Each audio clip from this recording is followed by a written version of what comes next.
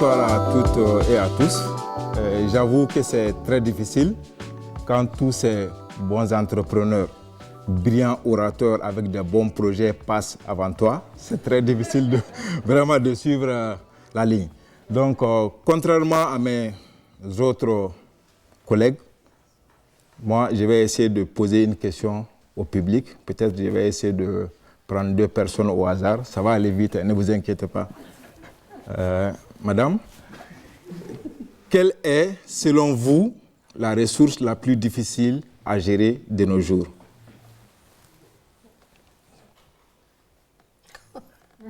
S'il vous plaît. Le temps. Ouais. Le temps. D'accord. Une autre réaction? Moi, je dis l'eau. L'eau. Merci beaucoup pour vos réponses. Effectivement, comme madame l'a dit, c'est le temps. Alors, comme le disent les Américains, le temps, c'est de l'argent. Mais selon moi, le temps, c'est plus que de l'argent. Le temps, c'est notre vie. Si nous perdons notre temps, nous perdons une très grande partie de notre vie. Aujourd'hui, le phénomène de manque de temps affecte nous tous, soit directement, soit de façon indirecte. Il affecte soit notre vie personnelle, soit notre vie professionnelle. Et selon vous, pourquoi nous manquons de temps? Selon vous, pourquoi nous manquons de temps? Nous manquons de temps parce que nous avons beaucoup plus de choses à faire. Nous sommes occupés entre le boulot, la famille, les amis, les loisirs, les projets et autres. Donc nous avons réfléchi à une solution permettant aux gens de gagner du temps en faisant à leur place leurs courses, en livrant leurs plats préférés, sans qu'ils aient le besoin de se déplacer. Voilà. En fait, ça, c'est l'image de Bamako, en fait. Vous voyez un peu comment est-ce que c'est? Voilà. En fait, au Mali, avec l'urbanisation galopante et la forte taux de croissance et l'accroissement anarchique du parc auto-moto, aujourd'hui, se déplacer dans la ville devient de plus en plus compliqué. Nous sommes partis du constat que à Bamako, comme dans les autres capitales en Afrique, il y a un sérieux problème au niveau de la mobilité. Il n'y a pas assez d'infrastructures routières, il n'y en a pas. Il n'y a pas de réseau de transport bien organisé. Il y a beaucoup d'embouteillages, comme vous pouvez le voir. Il n'y a pas d'espace pour stationner le véhicule. Le coût du transport grimpe. Donc, la solution, c'est pourquoi nous avons créé la société LBS, la boîte à services.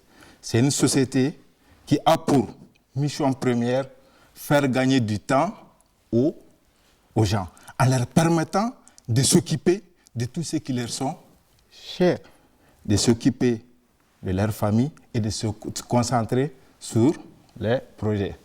Alors, notre offre de service, c'est un peu large. En fait, nous voulons faire comme les Uber Eats. Nous faisons de la livraison de repas pour les restaurants et nous travaillons avec les meilleurs restaurants de Bamako.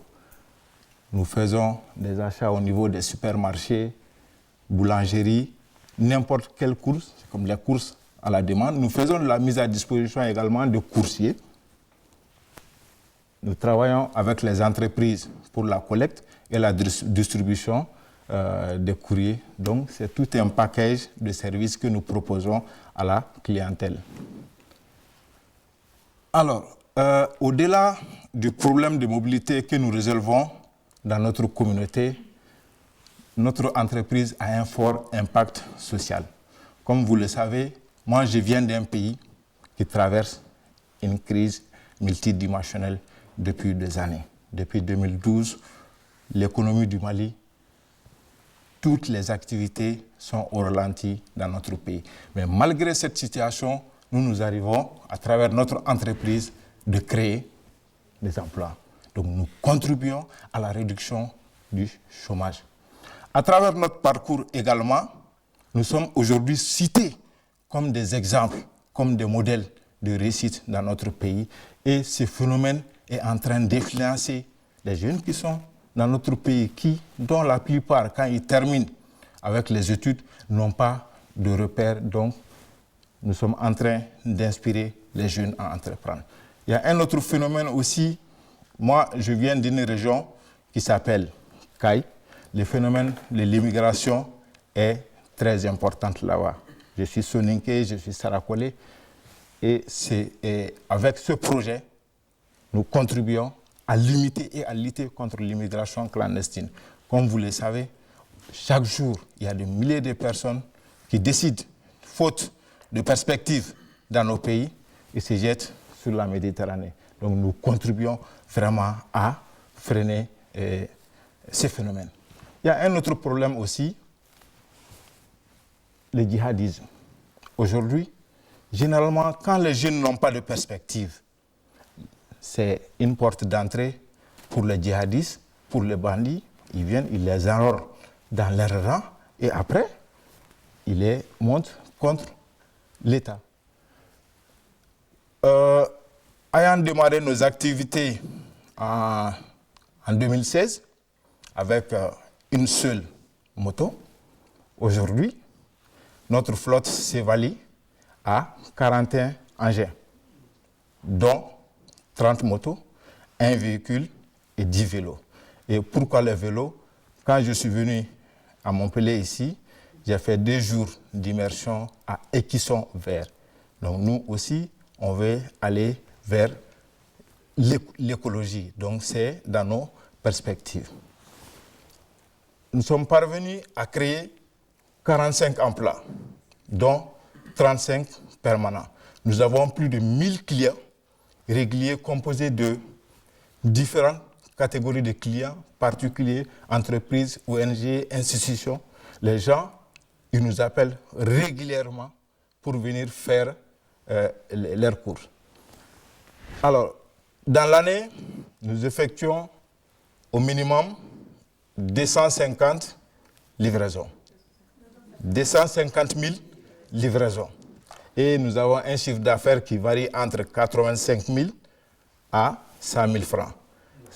À 100 000 euros, ce n'est pas beaucoup, mais nous espérons que ce chiffre va augmenter. Mais le plus intéressant dans tout ça, nous avons un taux de satisfaction. Nous recevons régulièrement des retours de la part de nos clients. Donc nous avons évalué le taux de satisfaction qui est aujourd'hui à 95%. Alors, comme je l'ai dit, nous avons commencé notre activité avec une seule moto. Et j'étais le seul employé. La moto, elle est là. Et jusqu'à présent, je l'ai avec moi. Elle sera pour nous un symbole. Nathanaël l'a expliqué un peu dans son discours d'introduction. Nous sommes partis de rien. Je veux dire, avec 0 franc de chiffre d'affaires. Et pour la petite histoire, la première moto que j'avais pour la livraison, à 3 mois d'activité, la moto a été volée.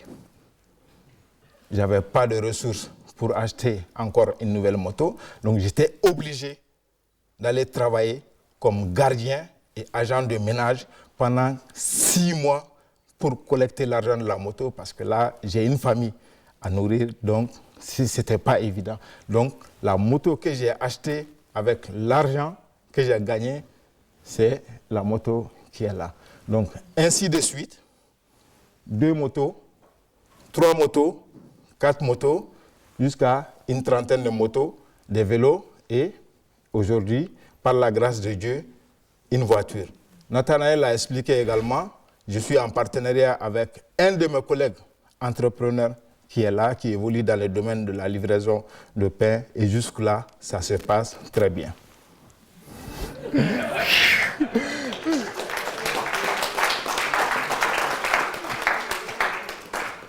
Alors, notre vision d'ici 2023, au Mali, il y a des perspectives. L'Internet est en train d'être développé. Le commerce en ligne commence à exploser, malgré que les gens n'ont pas beaucoup accès à Internet.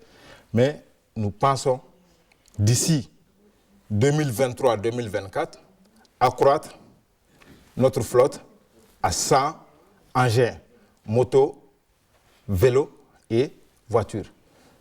2025, élargir nos activités au-delà des frontières du Mali, les pays de la CEDEAO et dans les autres pays de l'Afrique. Et d'ici 2030, on va se positionner à l'international avec la création de plus de 500 emplois. Alors, entreprendre au Mali, comme dans beaucoup de pays d'Afrique, est un vrai parcours du combattant.